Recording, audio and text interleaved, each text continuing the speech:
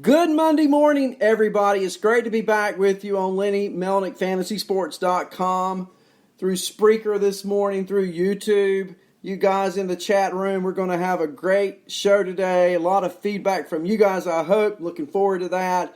A lot of information to cover. We're going to first start talking about the games that were played over the Sunday schedule. But before that, the Yankees. Yeah, Edwin Encarnacion, the newest Yankee. Clint Frazier, the latest Yankee. Back to AAA goes Frazier. Today we'll see Edwin Encarnacion. How many of you guys saw that one coming down the pipe? And now you put 21 home runs on that Yankee team. I watched Stanton and I watched Judge this weekend. Okay, so they're rehabbing in Durham. And Durham is about an hour or so away from where I live. So my brother and I, we drive to Durham on Friday, get there early, watch batting practice. Of course, that's a fireworks show of sorts. Aaron Judge comes over. I get his autograph. Yeah, okay. He goes up to plate 4 times Friday night, 0 for 4. Stanton comes up to plate 4 times, and one of his hits, well, his only hit, was an absolute bomb to left field. That was the only hit the two of them got together combined while I was there, both for Friday and Saturday's game. Stanton, it's been announced now, will be up Tuesday. Encarnacion will be up today. I think Judge is probably coming in over the weekend. They're in New York. It's Old Timers Day weekend, this coming weekend. Judge is not ready yet. He looks healthy, but his timing is off. But the Yankees did win yesterday in Chicago 10-3. They're going to hit a lot of home runs. They're going to strike out a lot. But the Yankees are going to hit a lot of home runs.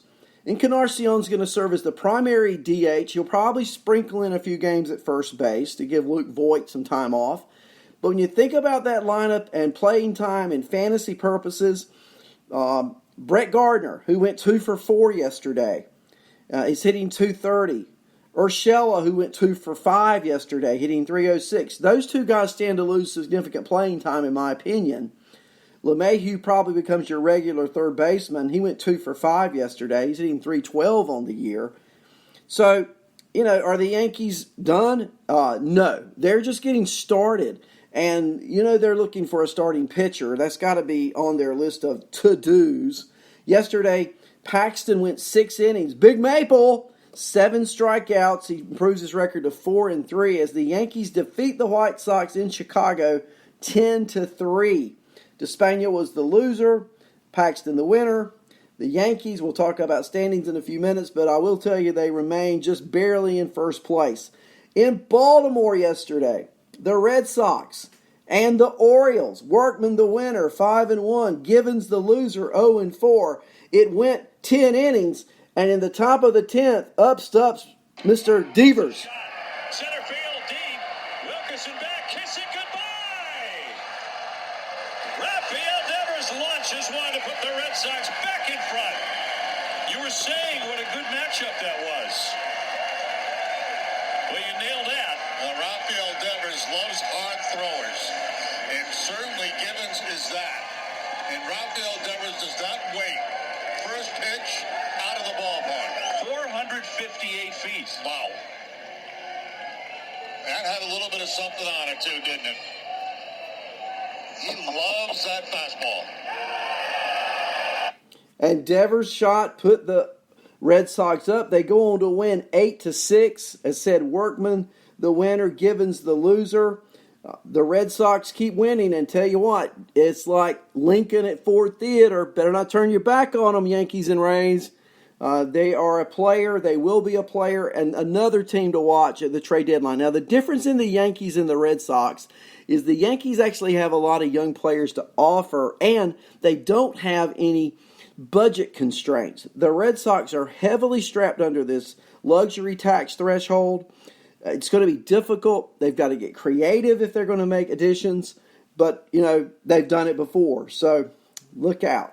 Texas and Cincinnati yesterday. The final score, the Reds 11, the Rangers 3. Okay? And talk about a log jam. The Reds, they are going to get back Scooter Gennett sooner than later. Scooter probably is going to be up in the next 2 weeks at the major league level. And Scooter's going to play, which means somebody's not going to play as much, similar to what's happened in New York. If somebody comes in, somebody's got to go out. Well, Jesse Winker, I'll tender him to you for consideration for just a moment. He's been not hitting well at all lately, okay? In fact, all season he's been in somewhat of a slump, if you want to call it that. Well, yesterday, not so much. As Winker, he went off. Driven into right center field. That'll get the job done. Winker on his way to second base and in there with a 2 RBI double. The Reds have the lead. Winker. If it's fair, it's gone. Goodbye.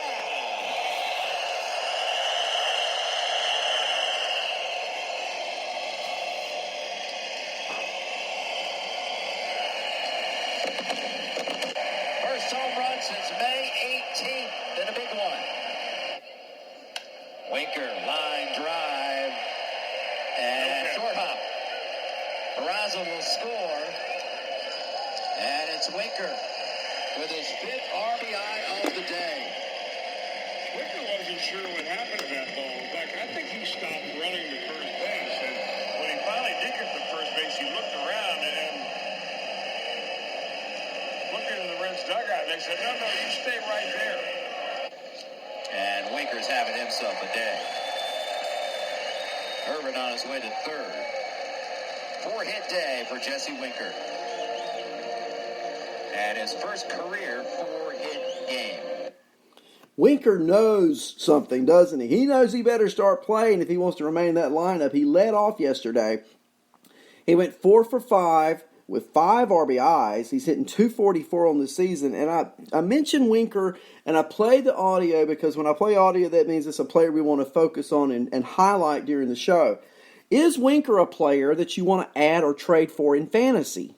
Now remember, when the season starts, the manager for the Reds says, I want Jesse Winker to have 500 at-bats this season or more. Now we know this. We think we know. We know that they have Yasiel Puig, who also went 3 for 4 yesterday. Puig usually heats up during the summer.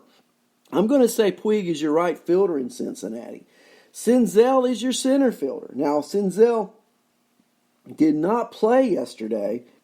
As you know, as you may know, he fouled a ball that hit off his face, and so he sat out yesterday.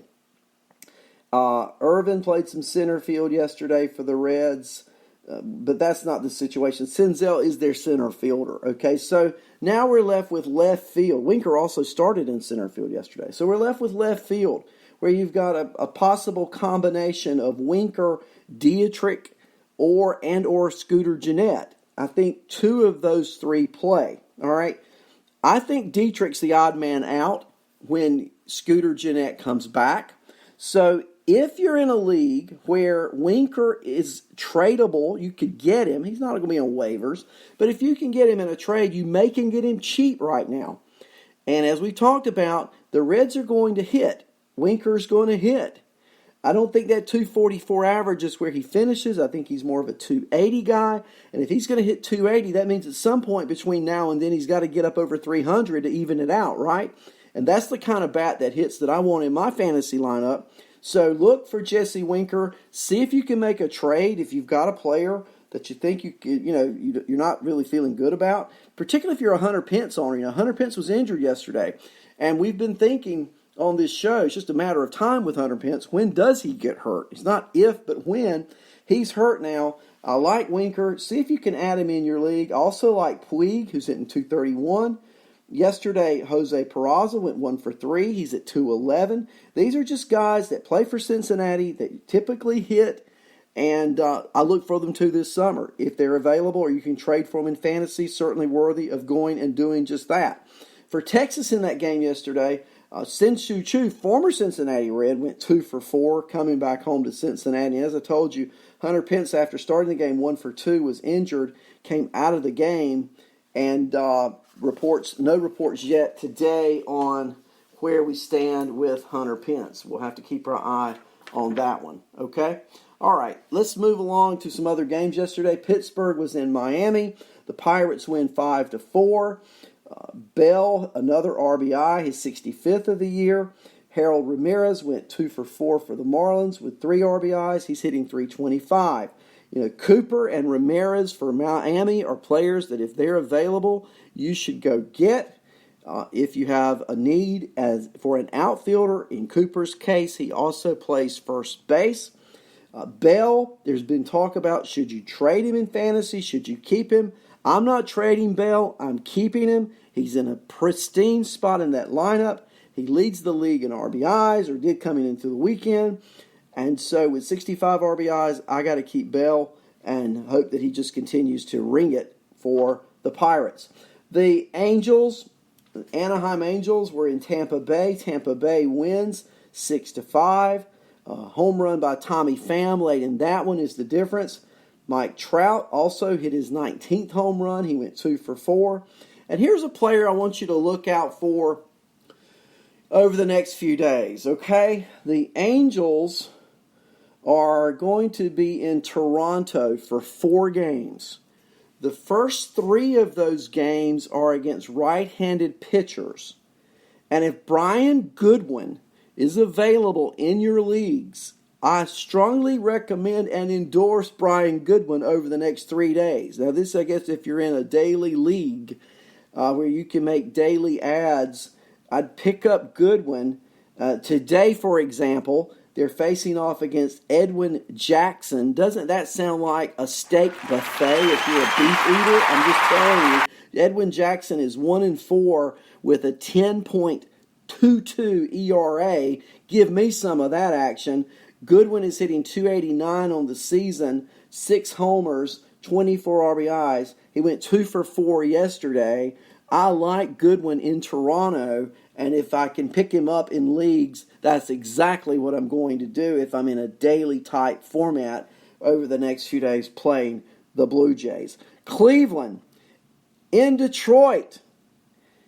Couple of players to talk about there for Cleveland. How about Mercado? Yeah, Mercado going 3 for 4. That pushes his season average over 300 to 306 as Cleveland wins in Detroit 8-0 to improve to 37-33. But that's not the big story. The big story in this game is the guy on the mound. Yeah, Trevor Bauer. Trevor Bauer, 9 innings, shutout baseball. He gets a CGSO. That's what we call them in our fantasy league, and they're rare. But Trevor Bauer gets one yesterday, 9 innings, shutout, 4 hits, no walks, 8 strikeouts. This is the Trevor Bauer that Andrea Lamont and I have come to know and love, right? And it's about time, but it's at a great time because Cleveland, as I've talked about for the last couple of weeks, games they're playing now are so significant. We're going to talk about standings in just a few minutes, okay? But right now, it's looking at where they are in the standings, and they just are, in a spot where it's time to win. They may be traders at the trade deadline. I don't know, but certainly Bauer comes up big yesterday for the Indians. Way to go, Trevor Bauer. Yeah. Okay, moving along. St. Louis in Flushing to take on the Mets yesterday, and it was 4-3. The Cardinals come out on top. And, there's a player on their team who's just he's been hot, he's been cold, but he starts every day. He bats in the top part of that order. And his name, it's Paul DeJong.